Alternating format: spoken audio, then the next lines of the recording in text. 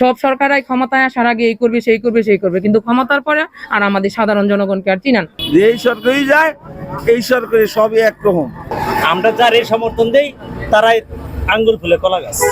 আমাকে তো ভিক্ষা ছাড়া কোনো উপায় নেই। দুর্নীতিমুক্ত সন্ত্রাসমুক্ত একটা বাংলাদেশ চাই আমরা। ডক্টর ইউনূস আমরা বিশ্বাস করি উনি দেশের অর্থ পাচার করেন নাই, দেশের অর্থ পাচার করবেন না। আমি একজন দোকানদার, মোবাইলের সবকিছু অপারেটরের ইন্টারনেট মিনিট সব বৃদ্ধি করছে, এগুলো তো এখন আমাদের ভোগান্তির কারণ হয়ে গেছে। এলপি গ্যাস, পোশাক সহ শতাধিক পণ্য ও সেবার উপর ভ্যাট ও শুল্ক বাড়িয়েছে সরকার। এতে করে সাধারণ মানুষের জীবনযাত্রা ব্যয় বেড়ে গেছে।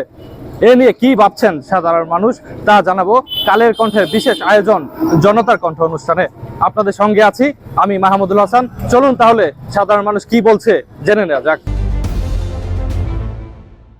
বর্তমানের যে দেশের পরিস্থিতি এবং আজকে থেকে পূর্বে 6 মাস পূর্বের যে পরিস্থিতি ছিল একই পরিস্থিতি।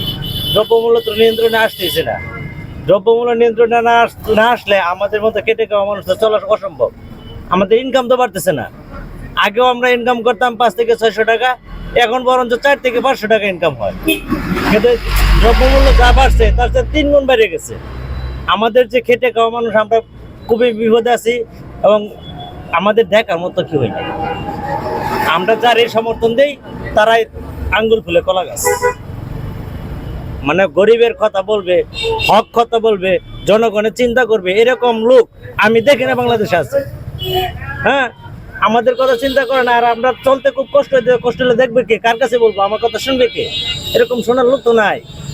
সরকারের যেটা করা উচিত, সরকার তো প্রথমত তারা দ্রব্যমূল্য নিয়ন্ত্রণ না রাখতে পারলে তো দেশ পরিচালনা করা তাদের পক্ষে সম্ভব। আর আমরা সাধারণ জনগণ যারা আছি, এই যে ছাত্র জনতা বলেন যে আন্দোলন করছে, আন্দোলনটা আমরা সম্পৃক্ত ছিলাম। কি কারণ ছিলাম? বিগত সরকার ছিল আপনার ওই দ্রব্যমূল্য নিয়ন্ত্রণ করতে পারে নাই, এই জন্য আমাদের তাদের প্রতি খুব চাই। আমি সারা বাংলাদেশের দেশবাসী, সারা বিশ্বে সবার উদ্দেশ্যে বলতে চাই, আমাদের বাংলাদেশে এখন বর্তমানে এমন একটা পরিস্থিতি আমরা পড়ে আছি যা সব সামগ্রীর দাম বেড়ে যাচ্ছে, যার জন্য এই সাধারণ মানুষের চলাফেরায় খাওয়া দাওয়া না খেয়ে মানুষ মারা পর্যন্ত যাচ্ছে। আমরা চাচ্ছি এই বাংলাদেশে সব কিছু দাম কমাতে হবে, নিয়ন্ত্রণে নিয়ে আসতে হবে। যেমন দেখেন আজকে আমাদের বাংলাদেশে যত চাকরিজীবীরা আছে তাদের বেতন বাড়ছে, জিনিসের দাম কেন বাড়বে? জিনিসের দাম বাড়লে তারাই চাকরিজীবীরা কিনে খেতে পারবে। আর সাধারণ কৃষক মানুষ যারা, এরা কোনো কিছু ফলাইলে তারা বেশি দামে বিক্রি করতে পারে, বুঝলাম, কিন্তু সাধারণ মানুষের সবকিছু কিনে খেতে খুব কষ্ট হয়। আর খাইতে মনে করেন 60-65 টাকা কেজি চাইলে, এখন 72 টাকা কেজি দিন আনতে পান্তা পুরায়। একদিন 2 কেজি চাইলে আনতে পরে দিন চলে না। এখন সবকিছু দাম বাড়ছে। 1 কেজি চাল 72 টাকা, 1 কেজি বেচাল 60-70 টাকা, 1 কেজি আলু আনলে 50 টাকা, এক পাতা আনলে 50 টাকা, সবকিছুরই দাম। আমি যে ইউনূস কাহায় যদি দাম বাড়াইয়া দেয়, তা আমি তো ফোনিরা কি করবো? আমাকে তো ভিক্ষা ছাড়া কোনো উপায় নেই। আমাকে ভিক্ষা ছাড়া উপায় নেই। একটা সবকিছু দাম না, আমরা কি করবো কন? আমাকে তো মরণ লাগবো অকালে।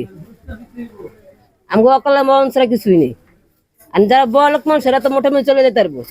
বর্তমান সরকারের কাছে আমাদের আবেদন যে আমাদের জীবনযাত্রার মান উন্নয়নের জন্য দ্রব্যমূল্য যাতে বৃদ্ধি না করে, মানে নিম্ন যাতে থাকে, যে পেঁয়াজ 30 টাকা, 35 টাকা, 50 টাকা সর্বোচ্চ। হ্যাঁ, তাহলে আমাদের জীবনযাত্রার মানটা হয়তো উন্নত হতে পারে, নয়তো আমরা আগের যুগের মতোই এখনো পড়ে আছি। সব সরকারাই ক্ষমতায় আসার আগে এই করবে সেই করবে সেই করবে, কিন্তু ক্ষমতার পরে আর আমাদের সাধারণ জনগণকে আর চিনান। আমরা আগের মতোই এখনো এই অবস্থায় পড়ে আছি, কোনো কিছুরই উন্নত হচ্ছে না। তো এখন যদি আবারও এই বাড়ায় তাহলে আবারও তো এটা আমাদের উপরে চাপটা বেশি। আমরা বাজারে আসলে আমরা জিনিসপত্র কিনতে গেলে ডাবল টাকা লাগে, আমরা কই পাবো? আমরা তো এখন হিমশিম খাচ্ছি, আমরা খুব অসুবিধার মধ্যে আছি। বর্তমানে এটা ঠিক হয় না, এই ব্যাট বাড়ানো এটা সরকার ঠিক হয় না। ব্যাপারটা দুঃখজনক, যেহেতু আমরা একটা জুলাই বিপ্লবের পরে আমরা সরকারের কাছ থেকে এরকম কিছু আশা করি না, আর চেয়ে ভালো কিছু আশা করছিলাম। বৃদ্ধি করতেছে, আমাদের ইনকামটা এরকম বাড়তেছে না। আমরা খেটে খাওয়া মানুষ হিমশিম খাচ্ছি, সবকিছুর দামই বৃদ্ধি হচ্ছে। শুধু সবজির দাম একটু কম হইলে কি হইব? সবকিছুর দামই তো এখন বৃদ্ধি। আমাদের মোবাইল, আমি একজন দোকানদার, মোবাইলের সবকিছু অপারেটরের ইন্টারনেট মিনিট সব বৃদ্ধি করছে, এগুলো তো এখন আমাদের ভোগান্তির কারণ হয়ে গেছে। যে এই সরকারই যায়, এই সরকারি সবই একরকম। কথা বুঝছেন? যে যাই রাবণ, এইভাবে চলে দেশ, কিছু করার নাই তো। বর্তমান সরকার 24-এর গণ অভ্যুত্থানের ফসল। সবারই প্রত্যাশা ছিল বর্তমান সরকারের মাধ্যমে বাংলাদেশের সত্যিকার একটা পরিবর্তন আসবে। এখন আমরা লক্ষ্য করছি যে সরকার চেষ্টা করতেছিল দেশটা ভালোভাবে চালানোর জন্য, কিন্তু কী কারণে যে পারছে না